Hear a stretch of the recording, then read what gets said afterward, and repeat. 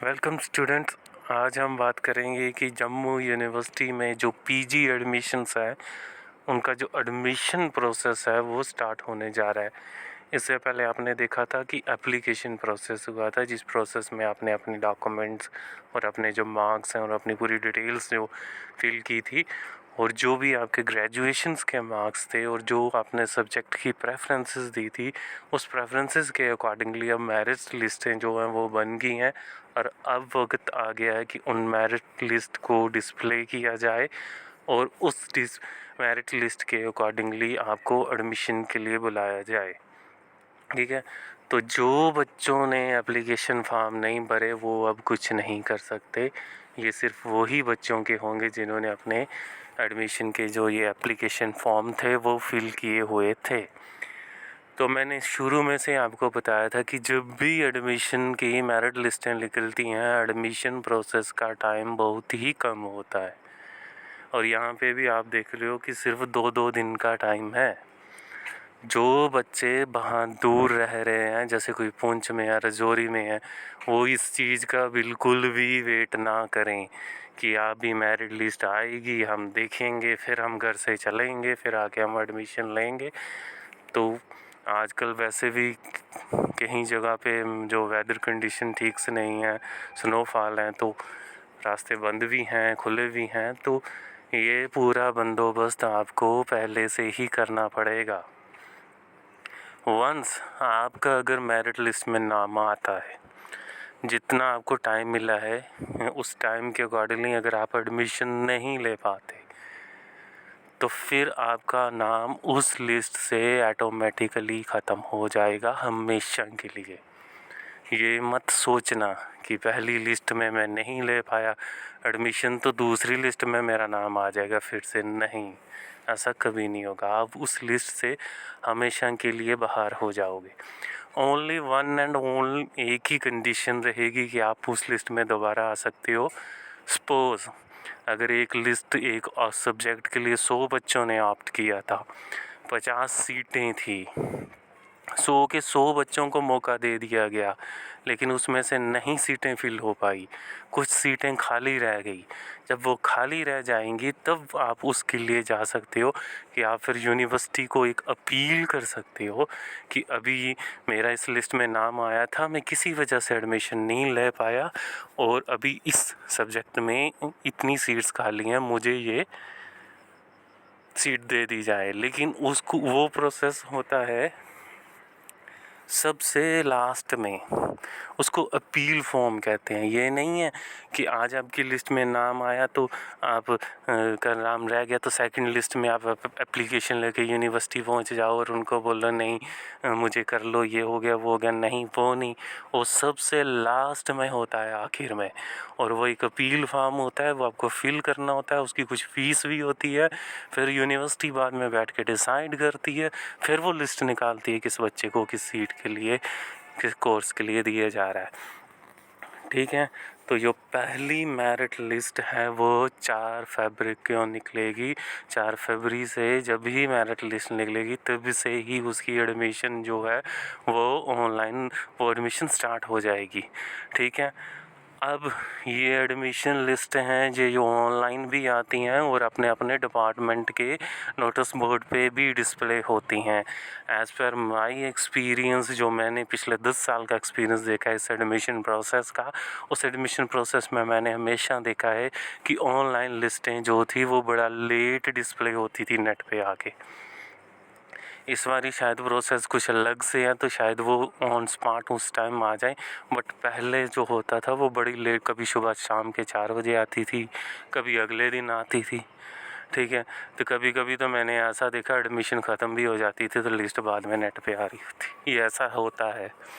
ठीक है, तो मैं ये नहीं कहता कि आप टोटली इस पे डिपेंड रहो इंटरनेट पे कि इंटरनेट पे लिस्ट आएगी तो हम देखेंगे। आप ने जिस जिस कोर्स के लिए फॉर्म फिल किया है उस डिपार्टमेंट से अपना पूरा राब्ता रखो।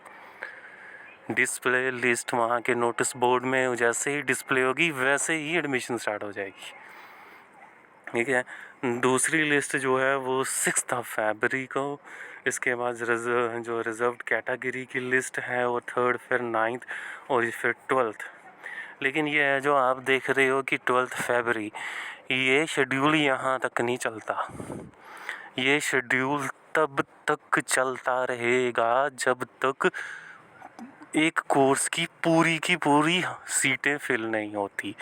अगर इसको फिल करने में 1 महीना लग जाए, 2 महीने लग जाए, तब भी चलती रहेगा ये मत न सोचो यहाँ पे तो लिखा है 12 फरवरी second merit list reserve category. नहीं, इसके बाद दो दिन कैसे चलती रहेगी एडमिशन। फिर ऐसा टाइम आ जाता है कि एडमिशन एक दिन की, सुबह लिस्ट निकाली शाम के 4 बजे तक उसका टाइम। फिर ऐसा वक्त आ जाएगा, सुबह लिस्ट निकाली 12 बजे तक उसका टाइम, 12 बजे दूसरी लिस्ट निकाली 4 बजे तक उसका टाइम। इस तरह से यूनिवर्सिटी चलती ही जाएगी जब तक एक कोर्स की पूरी सीटें फिल नहीं होती। और हर डिपार्टमेंट की अलग अलग लिस्टें, अलग अलग शेड्यूल बनता जाएगा। तो ये इसलिए आपको अपने उस डिपार्टमेंट से रब्ता रखना ही पड़ेगा। अब ये नहीं कह सकते मैं नेट पे बैठा देखता रहूँगा तो फिर होगा ही होगा, ऐसा करोगे तो पछताओगे। ठीक है, तो ये मैं तुम्हें बता देता हूँ, ये एडमिशन प्रोसेस बड़ा लंबा होता है, इसमें बड़ी सारी फिर ऐसा होता है बच्चे जैसे सपोज एक बच्चे का पहली लिस्ट में किसी कोर्स में नंबर आ गया, वो वहाँ पे एडमिशन ले लेता है। दूसरी लिस्ट में शायद उसका किसी और कोर्स में नंबर आ जाए तो वो वहाँ से दूसरी में चला जाता है। फिर पहले से कोर्स में से जो उसकी एडमिशन कैंसिल होती है वहाँ पे सीट खाली हो जाती है, फिर उसकी एडमिशन होती है। ये चलती ही रहती है गाड़ी, ये देखना 1 महीना 1-1.5 महीने तक ये चलता ही रहेगा प्रोसेस।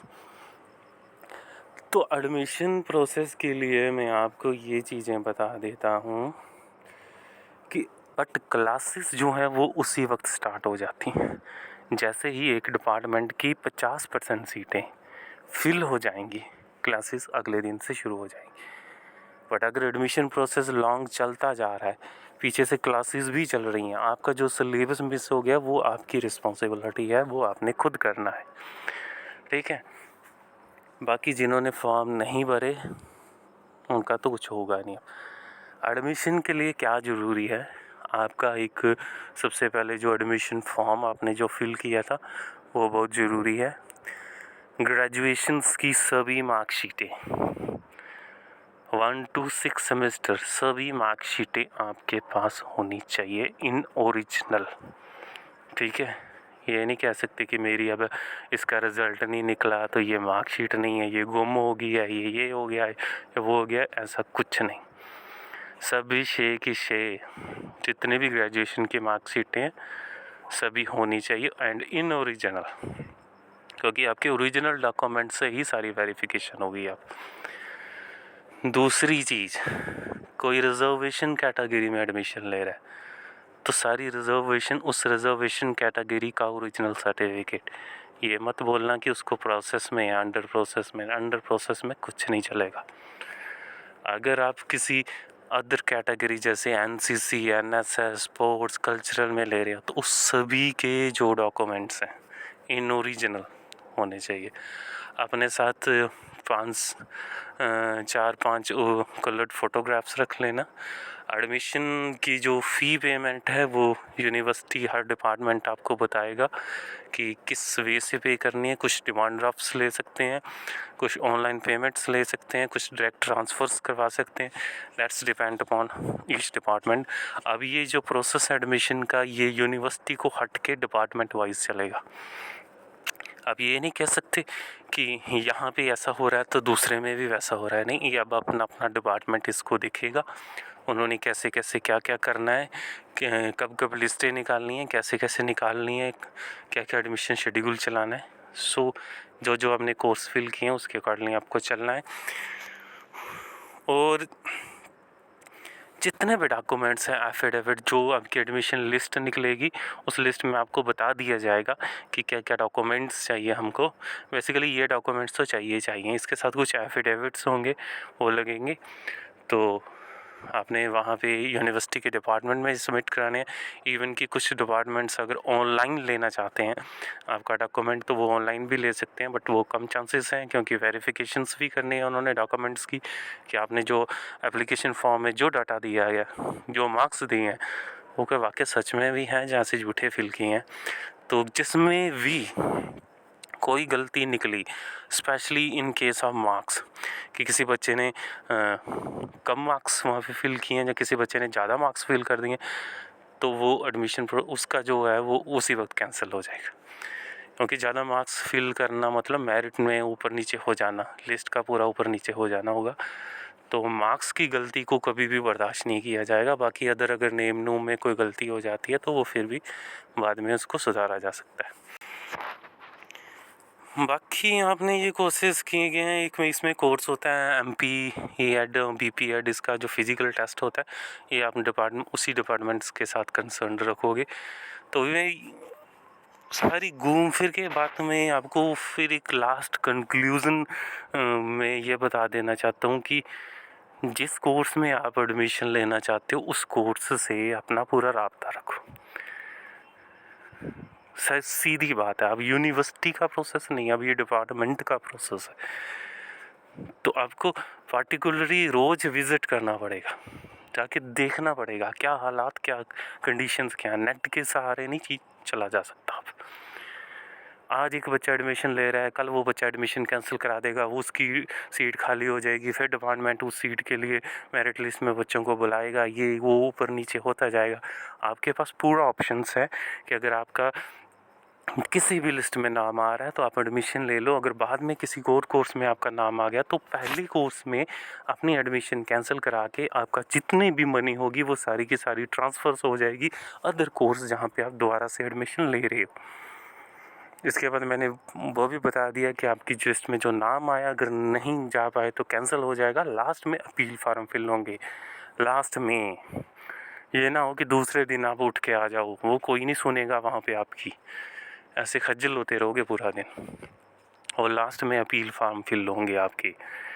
और पूरा कांटेक्ट में रहना डिपार्टमेंट के। मैंने बहुत सारे ऐसे बच्चे देखे हैं जिनकी एडमिशनें मिस हो जाती हैं एक ही दिन में। यहाँ पे कुछ ऐसे ऐसे डिपार्टमेंट होंगे जो पूरी मेरिट लिस्ट निकाल देंगे, पूरी।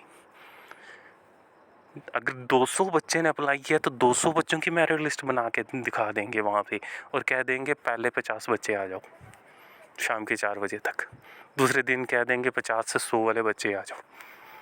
MCA में इसी तरह से काउंसलिंग्स होती हैं, प्राइवेट कॉलेज भी होते हैं, LLB में प्राइवेट कॉलेजेस होते हैं, उनकी काउंसलिंग भी इस तरह से होती है। 1000 बच्चे ने अगर ऑप्ट किया तो 1000 बच्चे की मेरिट लिस्ट निकाल देंगे, फिर सीरियल वाइज बुलाएंगे आपको।